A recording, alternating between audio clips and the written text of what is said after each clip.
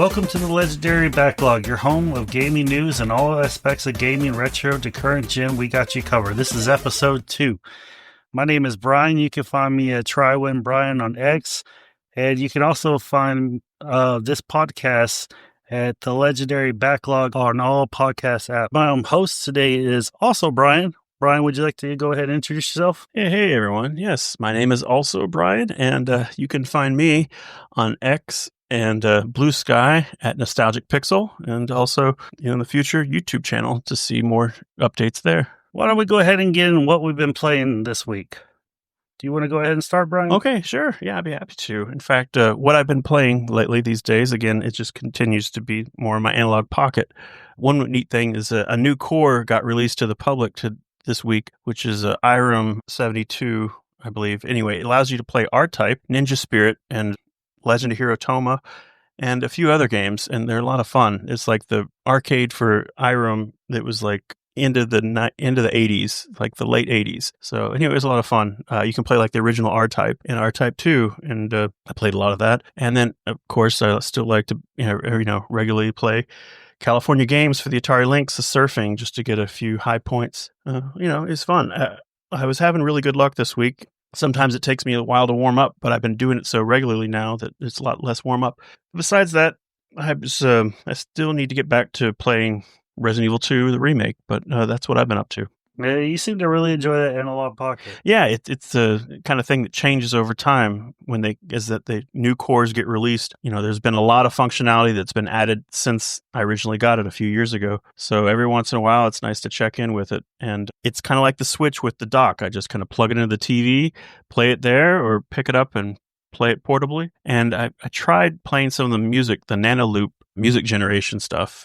It was fun, but I'm nowhere to start up a DJ career with it yet. That sounds very cool, man. I definitely want to get an analog pocket one of these days. Right now, I got my eyes set on some other things. What I've been playing this week is RoboCop Rogue City. I went on my PlayStation and spirit of my backlog and was like, I downloaded this game for it because it's the PlayStation Game of the Month or one of them. I went and started it. I expected to play for like 15, 30 minutes, and never play it again, just delete it off my hard drive is what I expected. I actually ended up really liking the game. It's pretty cool, dude. I really enjoyed it. It's a first-person shooter. You play as RoboCop, right? So, but, most first-person shooters, you're really fluid, right?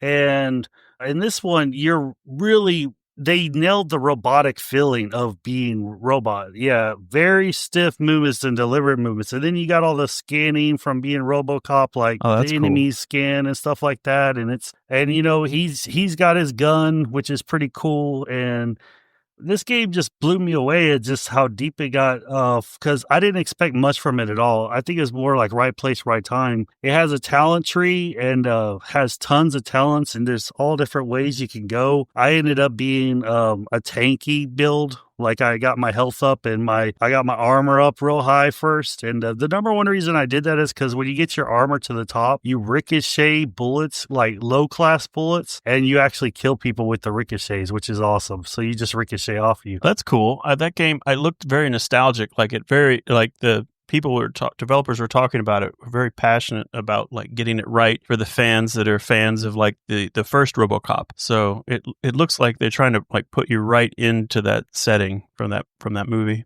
which is cool. Yeah, they do a great job of putting you in the setting of the movie. The old Detroit that they did is just amazing. And the different environments are cool. Now, I'm not saying it's amazing like a AAA high class, like a Naughty Dog game or something like that. No, but it should be like a good AA game. Yeah, but this is like the top of AA in my opinion, right? Okay. I mean, like Bethesda's got trouble because the people that they made look better than like Bethesda games, RoboCop looks amazing. I mean, they just really nailed him. You can tell they spent all the graphical power on RoboCop, which is interesting because you only see him in cutscenes, but he looks amazing. The story is like all right, but the bad guy makes a really cool entrance, and there's some cool parts. The boss fights are really fun, and I really enjoyed it. But I did have one major problem with this game. What was that? Is that you could tell that it was rushed because about the last 20% of the game, like I was really digging it and just going through it. And then the last 20%, the dialogue starts to unsync with their mouth. You know what I'm saying? Mm-hmm. Yeah, it loses synchronization with the voice. Yeah. Oh, It looks like a bad foreign film. So the synchronization with the voice is off. yeah, like an old kung fu film. And it started very slowly, right? Like I saw one scene, I was like, oh, okay, well, I guess they missed that on QA. And then I saw it on another scene. And by the time you get to the end, you're hearing dialogue like 4 or 5 seconds after it happened. And it totally ruins the end of the game. Oh, wow. Huh. Maybe that's like a bug. It may be a bug, but it just was really disappointing. You could tell this thing was rushed. The last 20% was a lot more buggy. I saw like 2 things. I saw one character just start jumping up and down as I was doing a cutscene with them. And then I saw like a baseball filled base, just it was moving around like in a square, like almost like the polygon it was sitting on, it was like, going around it. It was just really weird. So that was kind of disappointing, but overall I liked it. I liked it enough to go ahead and beat it. Oh, wow. You played through the whole thing? So how long is it? Like 8 hours, 7 hours, 6? No, it's more like 14, 17 hours, something like that. Oh, And the thing about it is that you go and you explore areas, and the way it works is you heal by having these things called chargers, right? They're like little cylinders that are glow green, and you find them everywhere. Or not everywhere. They're actually kind of rare, and that's the only way you heal, right? And so what you have to do is in certain situations you have to start looking around almost like it's Resident Evil for these things, right? And you'll pick up like crime evidence and other things, and there's other secrets that you can find. oh, that's nice. It's not just a straightforward shooter. Yeah, it's not a straightforward shooter. And there's side quests in it. It's not just the main quest. There's side quests and they're optional. Some of them give good XP, some of them don't. Some of them are ridiculous for the amount of XP they give you. But you definitely want to get a lot of XP in that game because you get really overpowered towards the end, but the end also gets really hard, if that makes sense.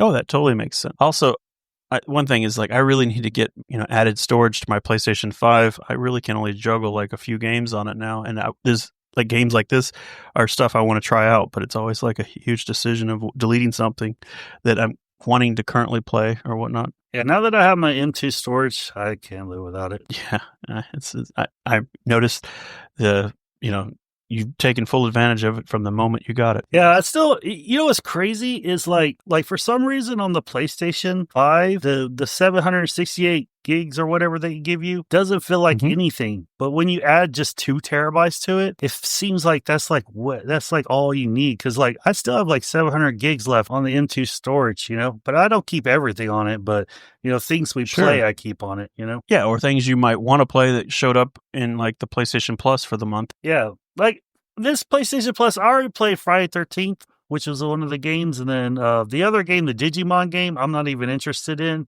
Oh, you played the Friday the 13th game? Yeah. Isn't that the same Friday the 13th game that came out years ago on the PlayStation 4? I believe so, but it's one where one person plays Freddy and all the other one plays the counselors? Not Freddy, Jason. Yeah. Yeah, Jason. One person plays Jason and everyone is the camp counselors trying to escape the camp without being killed, right? Right. And you have to go, oh, it's so much fun. That game. I was a big fan. I know there's another series that's like Dead by Daylight that's the same setup and it has a lot of DLC for all the different characters and different horror franchises. But anyway, I really thought that Friday the 13th was such a great concept with the franchise, that one person could be the bad guy and everyone has to try to like work their way to get out. Yeah, I think that was a great game. I love that game and I played about, 30 hours of it. But the question is like, how much are you going to play it, because there's really like not much. There's, you're really not leveling up, there's nothing, there's no carrot on the stick. Really? No, I was leveling up. There was things you can unlock and stuff, but it takes a lot of replay, like this similar effort that you put in Call of Duty, it'd be a grind. Yeah, it just feels like a grind. Call of Duty, you're always unlocking stuff. Not half the stuff you don't care about, but you're always just like, it's a dopamine rush. No, I can bet. Yeah, I'm sure they have that dialed in really well. But that really is the only game I played this week. I beat it this morning. I really enjoyed it. It really shocked me. Didn't expect to play it that much.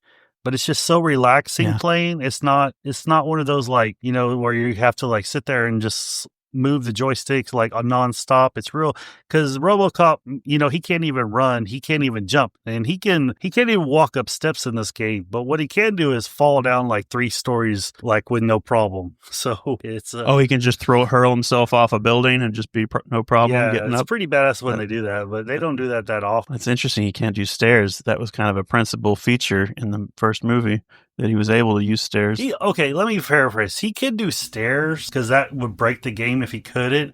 But like, if you walk up to Slow, like right. a slab, like a curb, right? That's just or Mhm. not a curb, but like something that's like a foot high that he could just step over, right? He has to find a ramp up, Oh, okay. So he's while he can walk upstairs, he can't like take big steps around the area if it's not like a step height. And he's RoboCop, so he doesn't really dodge good or anything, right? Like you can actually spec into dodging, Yeah. which helps out a lot. I did that towards the end. I can't imagine him jumping and rolling around, like dodging. So you have to be really creative how you use the environment to narrow how many enemies are hitting you. Mhm. Because in this game, like you never really fight one person or 2 or 3 people at a time. Like you fight like 15 guys all coming at you at once, because you're RoboCop. Oh, cool. Well, that's great. Yeah, you beat a whole game in a week like that, and it's 14 hours. That's a lot of game. Like you said, there's still some side quests open. Well, cool. That's neat. You played through it all because I was thinking about giving it a shot, but yeah, that's neat. You got through it all. Yeah, and then for the trophy hunters, I just playing through it, I got 76% of the trophies. I'm like 4 or 5 away from platinum it, and I got like 4 gold and 3 silver out of it already. So it's a good playthrough for the trophy hunters. Well, good. Well, yeah, and it's the PlayStation Plus game for anybody who has that subscription. And this, PlayStation Plus games are so hit and miss, Mm-hmm. And I guess I tell myself that they're trying to appease to all gamers, right? But some games you're just like some months you're just blown away by the games that you get. And then other months you're like, I'm not really interested in any of that. Yeah, it can be hit and miss. Sometimes it's like, wow, we get this one this month? That's great. And I meant to play this game. One of the things, before we move on, sorry, I keep talking about this game. The writing was really good in this game, like better than it deserved. Oh, that's good because like the sequels to RoboCop, the writing's not very good. So I'm glad to hear that the game writing's good. The dialogue was so amazing in this game. After I beat it, I looked up who the writer was. And sadly, he's only done like 4 games and they're not really well known. He did like Terminator Resistant and then he did Soul Blight. Those are like the other 2 games. And he did another RoboCop game. I think, was that recent Terminator game? Yeah, I think so. But the dialogue was so good. It reminded me of almost a Grand Theft Auto 5, the dialogue. Because oh, yeah. Oh, cool. That's high praise. Yeah, that's what I'm saying. It's way better than it deserves. Because RoboCop always has a good comeback. Like they really wrote RoboCop really well. And yeah, and you get choice dialogues and it really matters what you say because you'll affect the choices and the outcome of the game. It's like this game is really deeper than, than it looks. So I keep getting to different points. But yeah, the dialogue was really good, and you wouldn't like it. I laughed several times just passing groups of people, and them saying something to RoboCop or just what they're talking about. Like one time, because it's old Detroit, so the gangs have taken over, and the police have like lost rule of the city. Did it look like downtown Dallas, like the movie? Yeah. So one time you're in Deep Ellum. Yeah. So one time I was like rescuing this group of people, and this girl yells at RoboCop, and she goes, "RoboCop, can you call my boss? He's not going to believe I've been held hostage 3 times this week." Yeah. And that's just like an off the cuff, just background, whatever. Like woman saying this. That's funny. Yeah. So the guy that wrote it, I think his name is like Jason. I can't remember his name, but he really deserves like another shot at another video game. He did an amazing job. Oh, cool. Let's go ahead and get into the news of this week. Number 1. All right. Fans fight scalpers on Nintendo Switch 2. Basically, go into this. What's happening is fans are kind of like all bulking together and reporting every Nintendo Switch like pre-order on eBay and other sites and basically forcing them to take it down.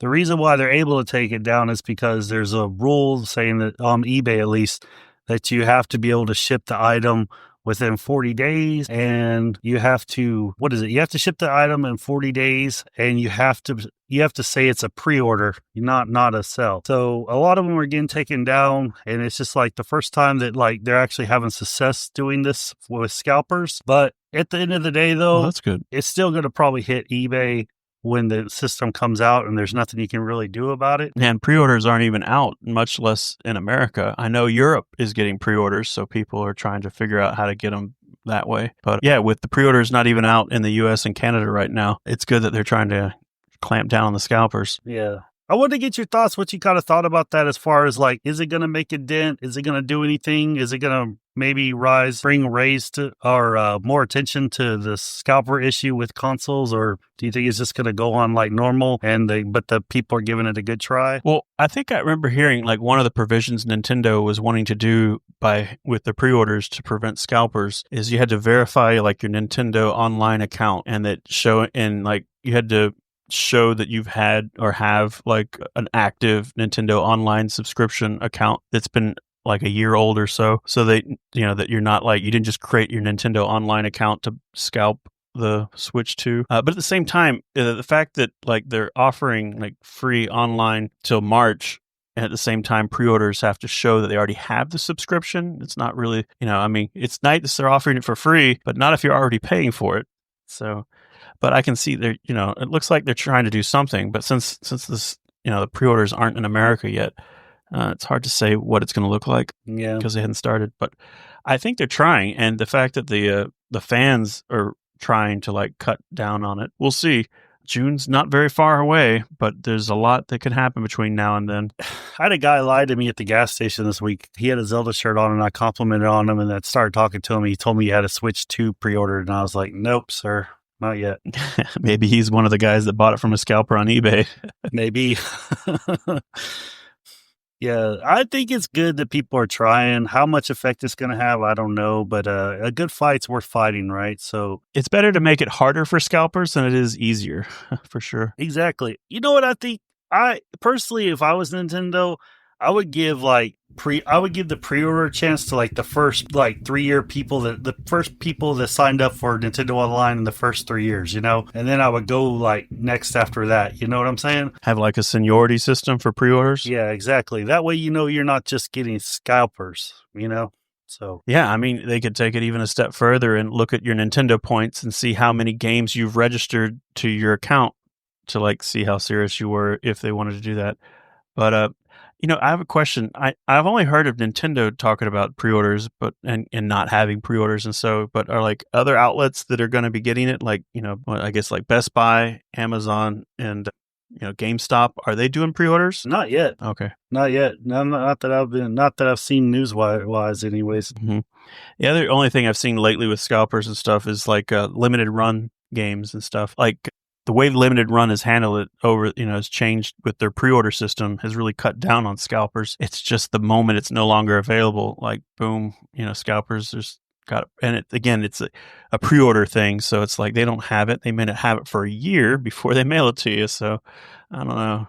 Yeah, but it seems like they're definitely trying to do something to combat scalpers, because whether or not the Nintendo Switch launch is a success, it's most likely going to sell out. What do you think is going to happen to Limited Run this next generation? Think they're just going to keep making old games, or are they going to be publishing more and more games on the next gen? That company's changed a lot over the years. Not only do they re-release games like on the PlayStation and the Switch, and now they even have like Xbox releases. Sometimes they'll do like reproduction releases of old systems, like cartridges and systems and stuff. And although there was that one, they've had some pretty bad stories in their experience too. Like I think there was one time they were selling like a reproduction game for the 3DO, and it turned out it was just a burnt disc with like marker for the writing on it, and it's like, guys, there's some copy protection on my system or whatever. Just like it's just like, I paid $40 for a CDR. Like, come on,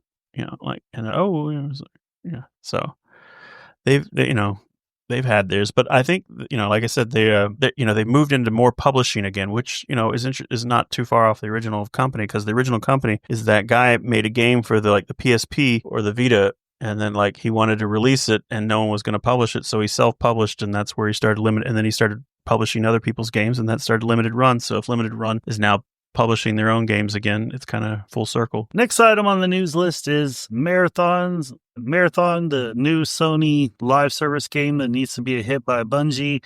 Had hands on through IGN. People are saying Bungie is back in PvP. Go through this. This is what people are saying. It's really satisfying gameplay. There's hero classes involved.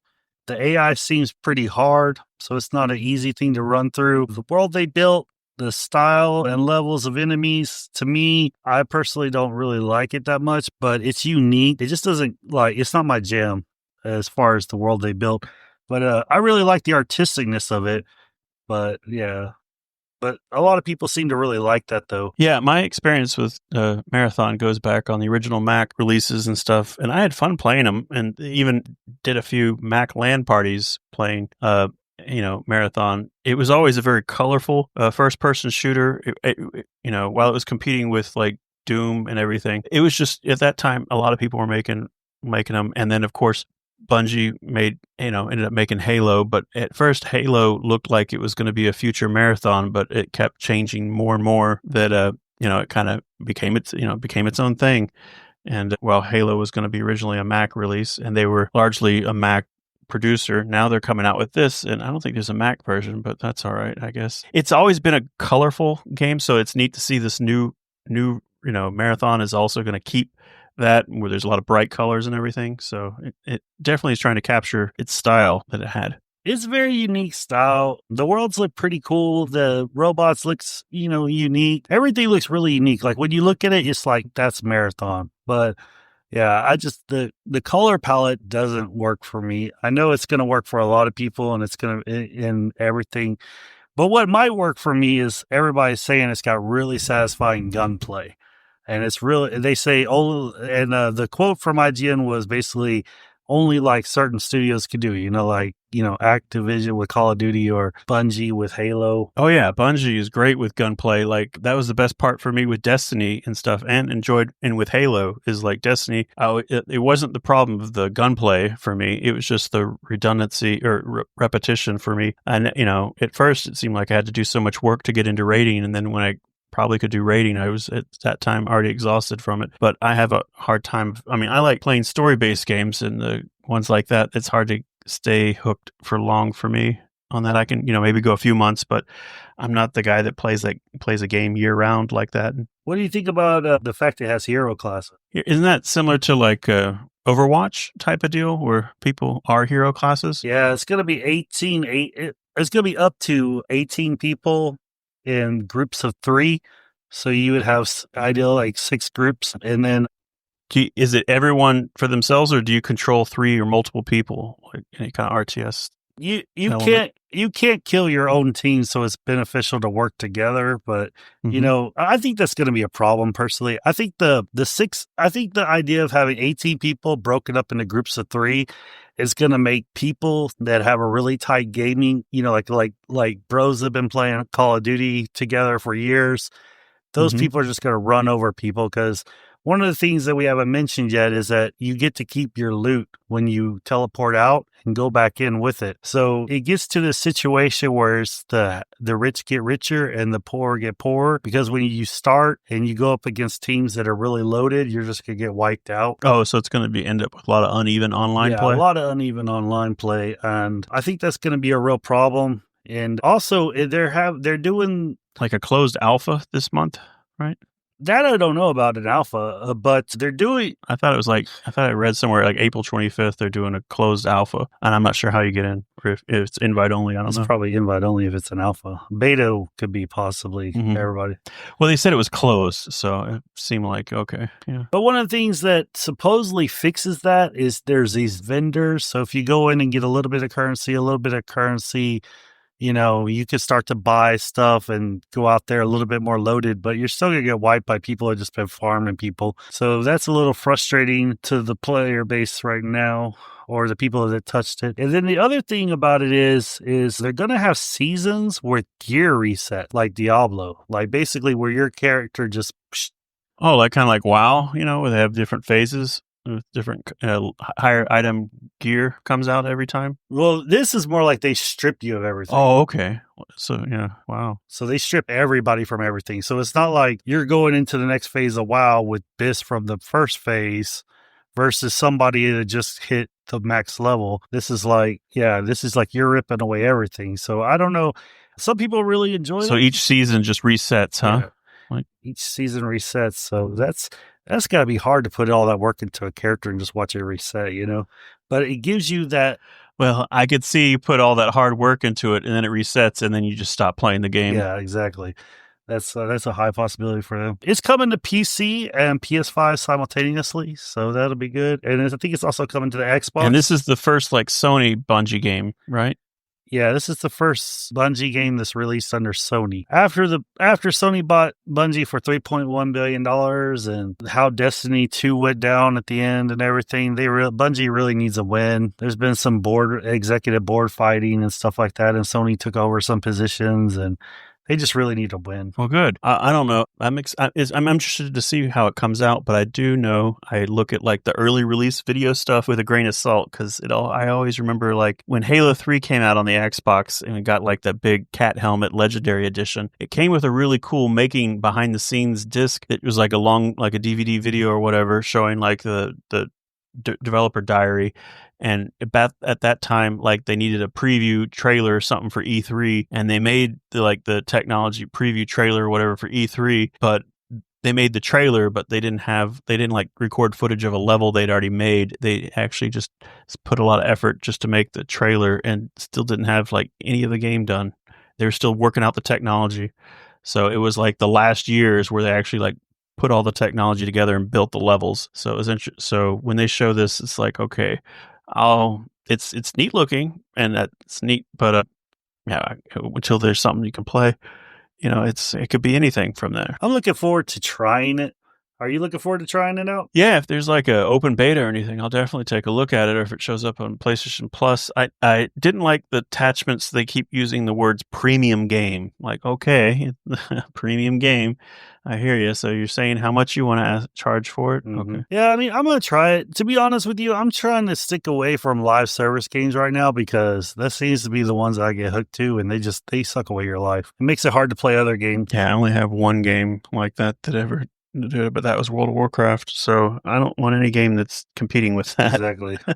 And I'm done with Warcraft for now. All right, the next news item is the Lunar Remaster Collection is officially announced, and there's an official trailer for that. It's coming to the PlayStation 4, the PlayStation 5, the Xbox One, the Xbox Series S, Nintendo Switch, and PC, Steam on April 18th, 2025. That's great. It's coming out soon. Yeah, it's coming out, next Monday? Yeah, Lunar was like one of its first releases was like on the Sega CD, and those are some coveted Sega CD games. And then, it's gotten different re-releases on the PlayStation and everything, but it's nice that they're putting this collection together on a remaster, and it seems like it's on anything that's out there these days right now. It's pretty wide release. That's nice. Did you watch the trailer? Yeah, it was just... Yeah, I mean, I watched it, but I can't remember much. It just, I only know Lunar from a distance. It's got great animation and everything, and the story is supposed to be really good. And yeah, they've made, I don't know how many are in the collection. 2. It comes with Lunar, the Silver Star story, basically retold again.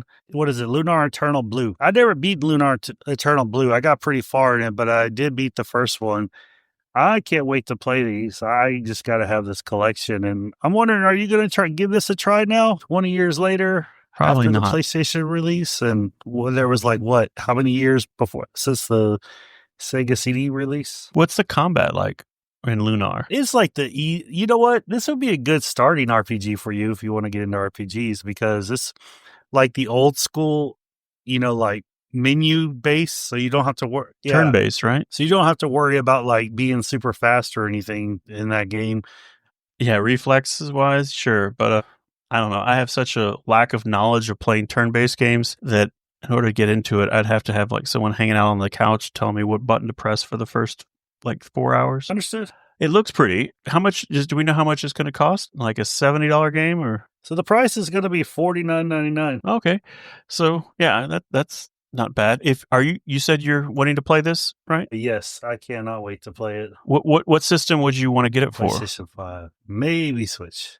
5? but it's definitely a PlayStation 5 game for me because like I want to have it in my library for the Sony system, and I want to have it on my big screen TV. I think the artwork is amazing in that game. The sprite work is just phenomenal. To have it HD and be all over the screen, it's gonna be really cool. The little effects they do during battle, it'll be pretty neat. And just the towns are fun to explore. But it's like one of those games where like every time I go to a town, I just talk to everybody, you know?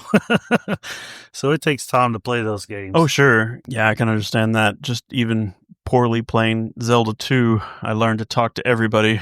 But, even then, that was just, what they were telling you was pretty cryptic. But ever since that game, I've gotten used to like, okay, I need to talk to everybody here before I move forward. And yeah, I could see if the choices of the PlayStation 5 or the Switch, I would go with the PlayStation 5 version just because while it's neat, it's on the Switch. You always ask that question, what did they sacrifice to put it on this system?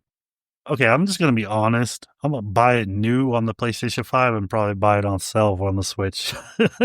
Especially if there's a Switch 2 version. Well, or Steam, on sale on Steam. Yeah. The Xbox, I wonder, well, maybe Digital Foundry will do a video and tell us which differences, if there is much, between the editions. Yeah, the stinky Switch is definitely like when I played, what was it I played? Octopath Traveler 2. I got it on the Switch because I like to play those old school RPGs portable a lot of times because they're like nice, lay in bed right before bed, play a couple hours. But the problem is that the Switch had a big graphical gap between Octopath on the PlayStation 5 and the Switch. Like on menus and stuff, there's all this sparkling that was missing. And that was the point. I was like, well, I still am glad I got it on the Switch, and I would prefer to play it on the Switch. And I can see myself playing Lunar that way. That's why I'm kind of still debating which one, but I'm leaning PlayStation 5, mostly because I want it in that library. Yeah, I was just thinking with that game being so long, or the collection of games so long, if there wasn't like a big technology difference between the Switch and the PlayStation 5 version, then yeah, you could probably, get a few hours here and there on the Switch instead of having to have the like living room TV time. Plus, I know it came out on the Sega CD originally, but to me, it's a PlayStation game as I grew up, right? Because I never had a Sega CD. Oh yeah, no, the PlayStation versions were really nice. I think it was still Working Designs doing the transfers over for the US. So yeah, those are really high quality of ones. So I mean, it's just the only time I hear people talk about the Sega CD are the ones that have like not only love Lunar but have like played all the different versions of Lunar. And yeah, well, just that Sony lineage. It's a Sony game to me, in my opinion. Just like the way, that's how I view it. No, I could see that. Sure.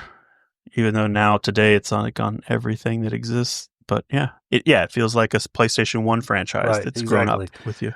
So the next news item is there's a custom portable Sega Dreamcast hits AliExpress for $500. This custom-built Sega Dreamcast portable machine, that aesthetic of the original Dreamcast controller, while adding a 4.3-inch LCD screen. It's got an integrated VMU memory card, which I think is just amazing. And then the portable version, it incorporates GDEMU like functionality, allowing to load games from SD rather than optical disc. Are you in the market, Brian? Yeah, so it's got an optical disc emulator. Yeah, I'm just looking at that now. Yeah, it's neat. I've seen that they've done that before, and they have them for like the PlayStation 2. It's interesting what they do. Like I've watched a video where they broke it all down and how it's basically they took like a Dreamcast and like pared it down as much as they could. And yeah, you can get these from AliExpress. That's cool.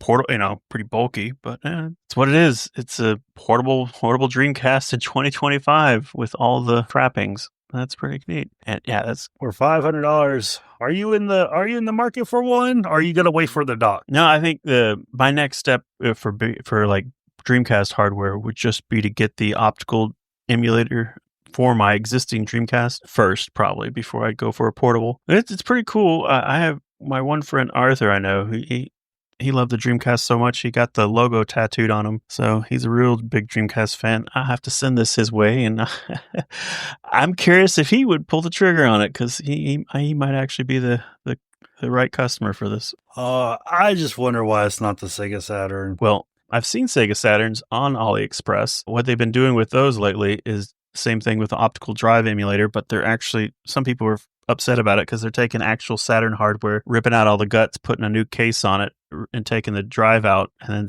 selling it with like that expansion cartridge, the Sorrow things, to where it'll play games off of an SD card through the cartridge slot. It's neat. And like I said, I've seen like a mini, like portable PlayStation 2 from AliExpress. And like I said, it's just like almost by hand construction of someone like tearing down the board and like removing parts of it that don't fit.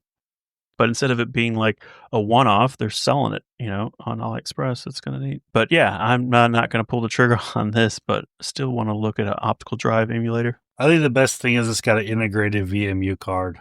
That gives it off. That is a neat feature. That's a neat feature. That's definitely a Dreamcast feature and something that no other console has yet to reproduce. And it gives that authentic Dreamcast feeling to it. Fully at all. Yeah, well, it looks like it weighs like an authentic Dreamcast. It's like a brick. It's neat, though. Yeah. Next news item is a Steam Deck prototype sold for $2,000. It was originally on auction for $3,000, but it ended up selling on eBay for $2,000. Brian, are you in the market for a Steam Deck prototype at $2,000? Unfortunately, that's the one area I never started collecting was prototypes. I think I missed my window on pretty much everything that it came out. And then it seems like a lot of those you had to know the right person, be at the right place. But every once in a while, you'll see someone go, I went to a garage sale and, I got this. And then like, oh, where do you live? And like, oh, in the Seattle area. It's like, oh, okay. So like someone who worked for one of these companies in that area is selling off something they didn't realize was a prototype. Steam Deck is something I would like to have at some point, but I don't think I would start with the prototype. I'm not that type of a collector. I think it's neat that it's sold for $2,000. I'm glad somebody appreciates it, and it's not being just junked away in a box and forgotten about and eventually thrown away. I'm glad somebody's going to keep it, appreciate it. Maybe they're going to, eventually one day give it to a museum. That'd be kind of cool, as we're trying to preserve gaming history. Yeah, and it's just interesting to hear, like, a lot of times, like I said, you'd hear about these prototypes, like, a few generations later, not while the generation is still active on this system, but it's neat.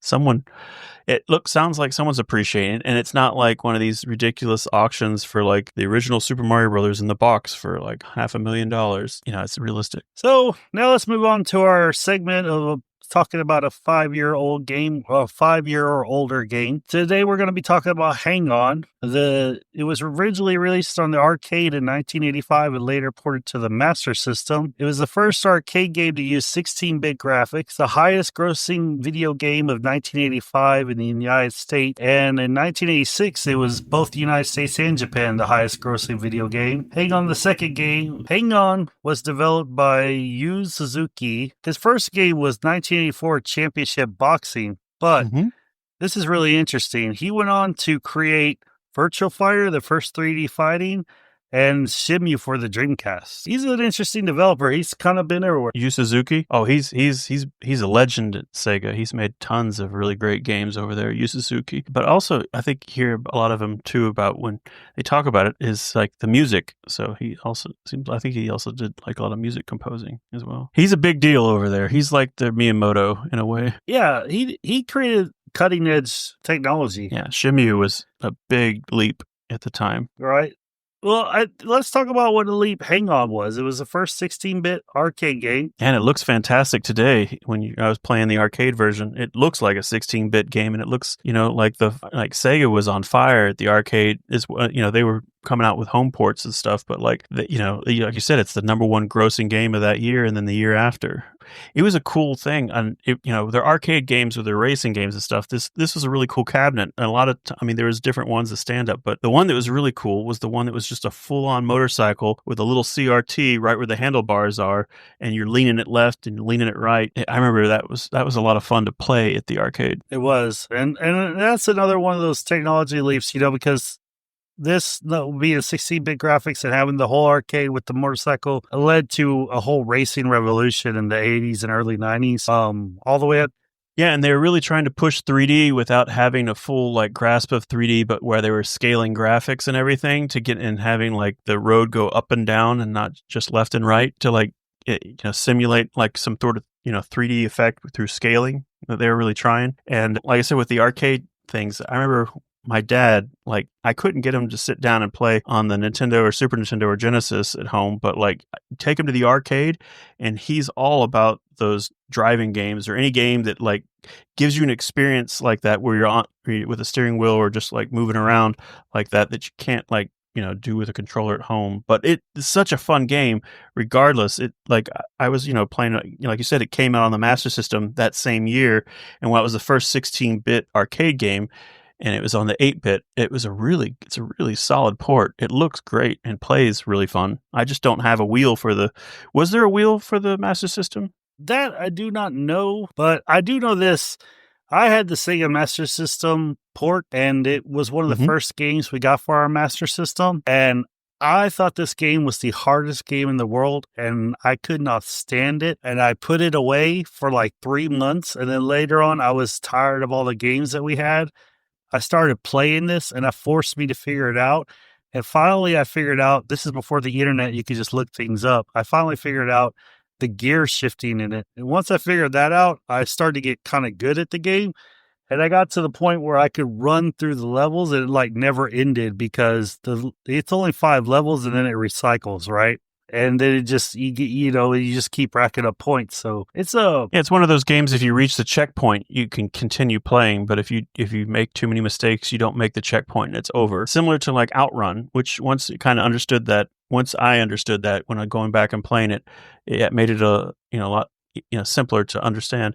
And again, like it's one of those games where you can't just hold the gas down the entire time. You have to strategically know when to let off. Yeah, this game actually has a lot of skill for how simple it is. That's one of the things I like about it. It's just good, solid gameplay.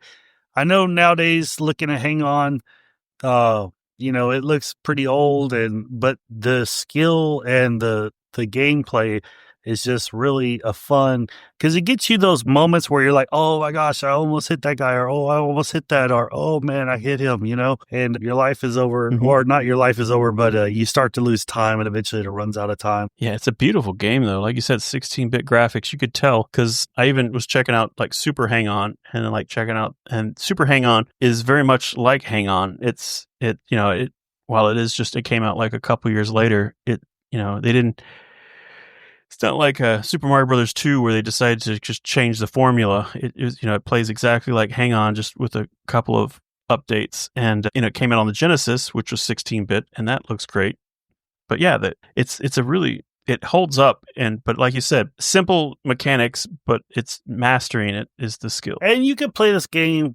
You could play this game for like 5 minutes, or you could play it for like an hour or two. It's just, I love games that you just pop in and get into, That's this game. Oh yeah, that's the fun part too. It's not like you're not spending 14 hours, there's no story, but you can play it as long or amount of time or just pop in for a little bit. You insert the cartridge or you go to the arcade, you insert a coin, and it's like no dialogue, no nothing, no trading, no tutorials. It's just like, you better know how to play and we're going to go. I miss that about old games, Sometimes I think we're just too hand-holding nowadays, but like I said, I did as a kid, I thought it was the worst game in the world and chunked it away for 3 months, so maybe those tutorials are onto something. I don't know. Hey, I have a question. Do you remember for your Master System for Hang On, was it a cartridge that included like multiple games and one of them was Hang On, or was it only Hang On? Do you remember?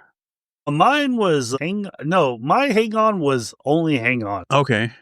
Yeah, I was looking online and, like you said, Hang On was included, or you had it around the time when you got it, but it looked like it was a pack-in for a while, and then they had it was a combo disc of like kind of like Mario Kart and Duck Hunt, but it was like Hang On and one other game, and they made a couple different versions of that. You know what? I'm gonna go back on that. I think I did have the combo because I remember what game it was comboed with. Like Safari. It was comboed with like a disc game where like disc flew out. I don't know what it's called because I'm not a hunter. It's a light gun game, right? Like a light gun game. Yeah, it was a light gun game, but you know how hunters throw out like those discs in the air and they hit them? Yeah, I think it's called like Safari. They had like a Duck Hunt. The Master System had like their own kind of like Duck Hunt. It was a shooter like that, a light gun game with their cool all black light gun. My cousin was the only person growing up that I knew that had a Master System, and went and visited them at the time when that was still relevant, and we had a lot of fun. And it was neat just to play it because like I hadn't seen one before. But the Master System was really nice. It had a really nice color palette. The 8-bit graphics were really sharp, and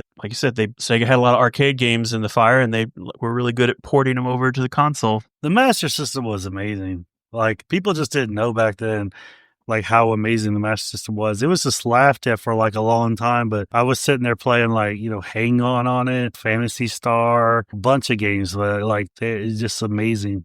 They have some really good ones. Yeah. And the other thing about Hang On that I like is I like how it's simple. It's an arcade game. It's something you can learn and just have fun with. I bought it, like I still like motorcycle games, and I buy buy one every couple of years and play them. But the problem is that they're all so technical. They're like Gran Turismo ish motorcycle games. It's like real hard to drive. You got to learn. You got to do everything right, or you're gonna wreck. Do they have motorcycles in Grand Theft Auto these days? Yeah. Okay. But yeah, I love arcading racing games, or that kind of genre of racing games. I always find very appealing because it's you walk in front and you pop it in, play it, and you're not like trying to build up or level up or unlock things as much because it's an arcade game. But you can play it as much as you want or as little as you want, and if you have a lot of time, great. If you only have a few minutes, great. One game I wanted to bring up was Super Knight Riders. It's basically a Hang On ripoff, but it's got modern day graphics and it's real fun. It has the same exact mechanics as Hang On. If you could play Hang On, you could play this game instantly. Like the first time I tried this game, I got several trophies because I already knew how to play Hang On so well. But it's a really good game, and it's on the PlayStation 4, so it's also on the PlayStation 5. So it's a good one if you want to try Hang On or something like Hang On and you don't have an old system or you don't have the old games. Sometimes those can be hard to get a hold of. This is a good alternative. It's called Super Knight Riders, and it's only $4.99. Well, that's really good. So, Brian, what are you going to be up to this week? Well, this week, let's see. I plan to revisit again Resident Evil 4, not the remake, but also before that, I want to replay the classic Resident Evil 4 because when I was playing it last, I was looking through the video footage. I didn't have like the first chapter point captured, but to make it fun, I'm going to try to do that first part with the New Game Plus. So I have all the gear from my game. When I beat it, jump in and go through it. I want to play that a little bit. And like I said, just to get to like the next chapter point and then dive back into Resident Evil 4 remake, but one of the reasons I want to play that little part over with first is so that I can clear off space off my hard drive and try games like RoboCop and stuff. Because right now it's pretty full, and I need to play this, or I want to play this a little bit more before I take it off. So I'm going to try a little bit of New Game Plus on Resident Evil 4 Classic. That sounds great. I'm tempted to play New Game Plus on RoboCop Rogue City. I really enjoyed that game, but I'm kind of think it's just, I think I just had enough of it. I had the other day, I had something crazy happen to me. I started to play Call of Duty, and you know what? I didn't like it anymore, which is kind of a good thing and kind of it's a bittersweet thing, right? Because it's like a live service game. And it's like one of those games I could play every day and just kind of get into and, for like 15 minutes to an hour, Oh, that's good. Yeah, I always like games like that you can jump in without having to like schedule out an hour or more. Yeah, but what I was going to say is with all those live service games, eventually you hit a point where you're just tired of it, And I logged on to Call of Duty. That's part of the reason why I ended up playing RoboCop Rogue City, because I just was like, I'm kind of over the grind. I got everything I want, I mean, these new characters, I could buy the paddle pass and level that all the way up, but the new characters and stuff just really don't seem worth it to me. And I guess I'm going to try and play other games this week. So I'm really not sure what I'm going to play. I'm kind of tempted to finish Final Fantasy VII Rebirth. I need to finish that. So I might head that way this week.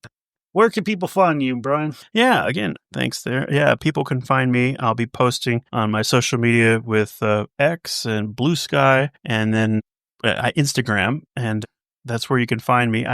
For Instagram, I try to come up with something, image related of, just so I was playing around with my camera the other day and realized I hadn't used it in so long. I kind of forgot what all the buttons do. So expect to see more on Instagram with, me going out and taking pictures there. But yeah, otherwise you might find, updates on Twitch, where I'm going to be playing Resident Evil 4 Classic on Nostalgic Pixel TV, and then put the gameplay on my YouTube channel, Nostalgic Pixel. Sounds good. People can find me on Trywin Brian on X. You can find the podcast on the Legendary Backlog. Oh, actually, it's Legend Backlog on X. And then the Legendary Backlog on Instagram. The podcast can be found on Apple Podcasts, YouTube, Spotify, and please check out our Patreon. We have a Patreon. It's free to join. There's no paid tier, and we're just trying to build a cool community of gamers. So come and join us there. Yeah, we also are on YouTube. And hey, if you like the podcast and you're listening to it on your favorite podcast app, please leave a 5-star review. All right, thank you for listening, and we'll see you next time on the Legendary Backlog. Another one is in the can.